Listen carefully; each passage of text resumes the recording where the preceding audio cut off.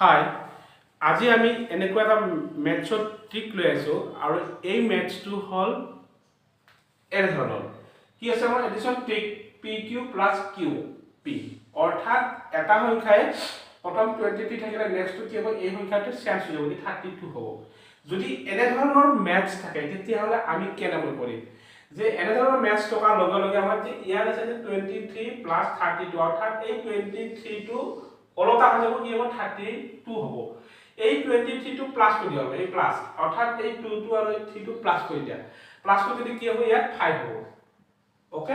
এই যে অলটা হৈ গ'ল সংখ্যাটো তাক কিহেৰে ইনটু কৰিব 11 এৰে ইনটু কৰি দিয়া 42 অলটা হৈ গ'লে 11 এৰে ইনটু কৰি দিলে কি হ'ব ইয়াত 55 হৈ যাব ওকে